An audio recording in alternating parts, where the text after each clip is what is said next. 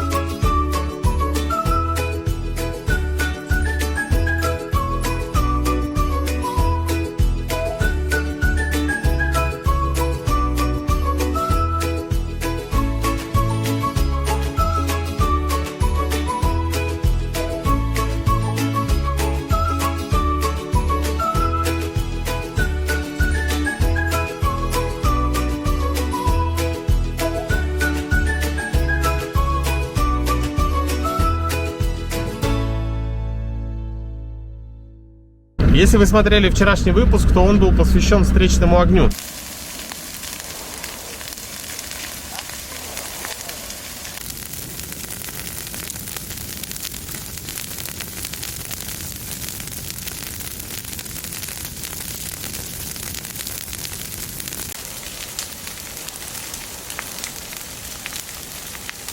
Напомню, что горно-алтайские специалисты пустили встречный огонь навстречу приближающемуся пожару. И сейчас мы направляемся именно в тот сектор, в то место, на ту просеку, чтобы посмотреть результат, насколько эффективно получилось остановить пожар и сделать прожиг. Кстати, хотелось бы еще отметить одну из основных трудностей в тушении пожаров именно здесь, в Горном Улусе. Здесь очень маленькое количество водоемов. Я еще не видел здесь каких-то речек. Озера пару-тройку раз я видел, но они такие небольшие, небольшого размера.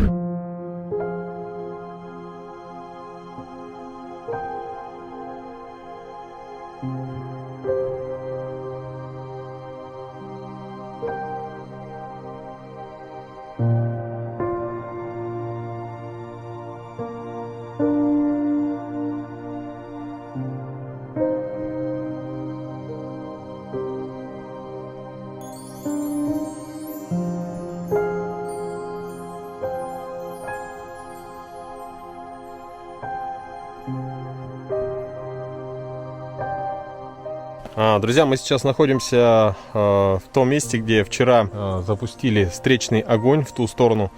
То есть по кромке вот этой просеки, получается, в левую сторону от меня был сделан поджог. С той стороны шел пожар. И, соответственно, сейчас мы видим, что на эту сторону огонь не перебрался. То есть это такой один из очень эффективных способов для остановки лесного пожара, для того, чтобы он не распространялся далее. Ну и, конечно, еще раз хотелось бы повторить, что данная операция производится только высококвалифицированными специалистами. И, как видите, результат налицо. Лес, который находится по эту сторону просеки, остался сбереженным от пожара.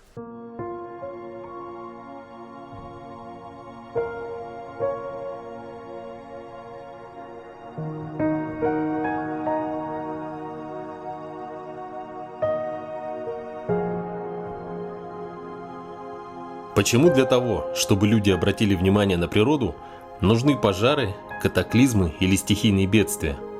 Воздух, которым мы дышим, вода, которую мы пьем, лес, в котором собираем ягоды и грибы или отдыхаем с близкими, реки, озера, моря, океаны – все это окружает нас не только здесь и сейчас. Все это должно также радовать наших детей и будущие поколения.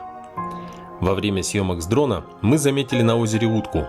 Она, притворяясь раненой, будто из последних сил пыталась уплыть, делая зигзаги по воде, защищая своих утят и уводя опасность за собой. Она на уровне инстинктов защищает свое потомство. В наших с вами силах не подпускать опасность к себе и своим детям. Достаточно просто начать с банального пакета мусора, который возьмем с собой после пикника, или с костра, который затушим после поездки в лес. Есть очень простая фраза, лучше которой ничего не скажешь. Берегите природу.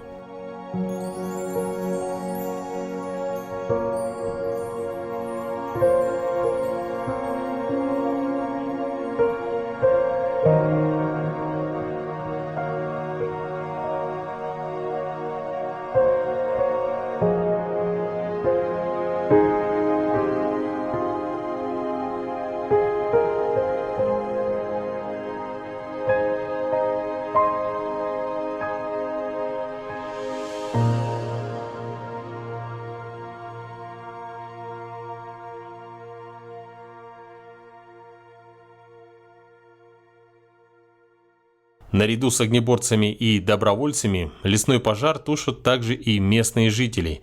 Именно они находятся на лесных пожарах от самого начала и до самого их завершения. Они ведут борьбу за свой родной поселок и сенокосные угодья, проводя дни и недели в лесу. По дороге мы заехали в один из таких базовых лагерей, где узнали про ситуацию на их участке и заодно показали видео, которое отсняли за эти дни. Друзья, вчерашний пожар был достаточно серьезный, именно поэтому сюда еще дополнительно отправили стройотряд ребят-студентов, достаточно большую группу. И благодаря встречному огню пожар был успешно локализован, в принципе, как и планировалось.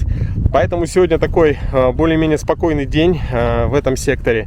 Но я думаю, что, пользуясь случаями и моментом, мы можем сейчас навестить ребят в их лагере и посмотреть на их быт и вообще спросить про их впечатления от работы на лесных пожарах.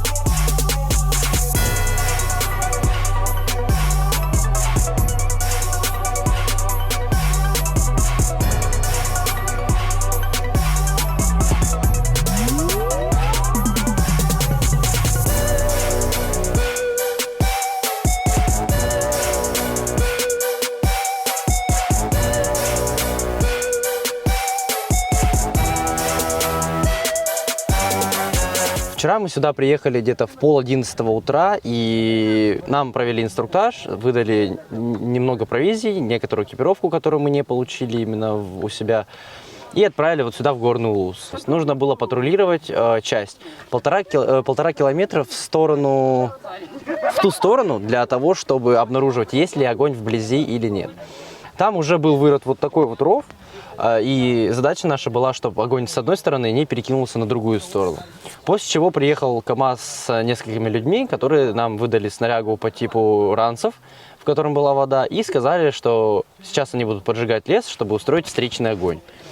Время было около 5 к тому времени. Ну, мы согласились, ну, как бы у нас не было вариантов. И сразу же встали по позициям. То есть нам определили позиции. Наша задача была, что если горит внизу, ничего не трогать. Если начинается где-то верховой пожар, то тут надо быть очень бдительным, потому что дерево может упасть и перекинуться на ту сторону, которую мы защищаем от огня. Таких случаев не обнаружилось, все горело внизу, хорошо, никто не пострадал, все было отлично. Огонь горел в районе 4-5 часов. То есть мы оттуда уехали где-то в 9:30, в 10, сюда обратно к нам в лагерь. Сегодня же мы поехали туда и просто распиливали лишние деревья, которые были вблизи именно рва, ну так его назовем ров, и, и тушили остатки огня. То есть маленькие угольки, маленькие кусты, которые вот-вот должны были загореться, и все. Вместе с ребятами мы приехали сюда на пожар как добровольцы. В лагере у нас все хорошо, мы нормально разместились. Спим в палатках, у нас есть спальные мешки, организовали дежурство по кухне. В свободное время общаемся, играем в карты, поем песни. С питанием проблем нет, еды много. Сегодня администрация отправила нам продукты, тушенку, рис, хлеб, овощи, оладьи. Две организации, которые я возглавляю, в этот понедельник примкнули к общей республиканской идее общественников объединиться в добровольческий штаб по борьбе с лесными пожарами. Он создан при поддержке ОНО «Центр добровольцев Республики Саха-Якутия» по той же матрице, что в прошлом году мы в общественнике отрабатывали в рамках борьбы с COVID-19. В целях работы этого штаба это консолидация усилий общественности в целом, как молодежных общественных объединений, так и предпринимателей, блогеров, для того, чтобы помогать профессионалам, специалистам бороться с пожарами на территории Республики Саха-Якутия. Ну а наши ребята, когда услышали о том, что вот такой штаб развернулся, сами на меня вышли, попросили организовать им продовольствие, логистику, средства индивидуальной защиты, а они выступили в качестве волонтеров. Вот здесь со вчерашнего дня уже успели, говорят, потушить пожар, там большой противопал пустить, выкопать траншеи и так далее. Ну, они не сами, а под руководством профессионалов, конечно. Они очень отмечают, что когда они ехали первый раз сюда, у них была мысль о том, что их бросят прямо вот в огневые точки, там пожары, свечки, там где, но все оказалось намного проще и понятнее. Это простая физическая работа, задача которой это просто облегчать работу профессионалов. Друзья, за моей спиной находится оперативный штаб по тушению пожаров в поселке, около поселка Магарасы. Это администрация населенного пункта. Ну а самое радостное это то, что также за моей спиной видно небо. То есть сейчас был красивый закат, видно облака. И мы только что вышли из оперштаба, где нам сказали, что вокруг поселка Магарасы весь огонь взят под контроль. То есть мы видим, что дыма стало гораздо меньше, его практически нет. И сейчас ведутся работы по окарауливанию. То есть волонтеры, добровольцы, огнеборцы следят за тем, чтобы пожар, если он какой-то есть очаг, то есть чтобы он не разгорался и не переходил за минерализованную полосу. Ну и, конечно, очень радостно, что в сегодняшнем выпуске у нас не было открытого огня. Берегите себя, мы будем следить за ситуацией и до новых встреч!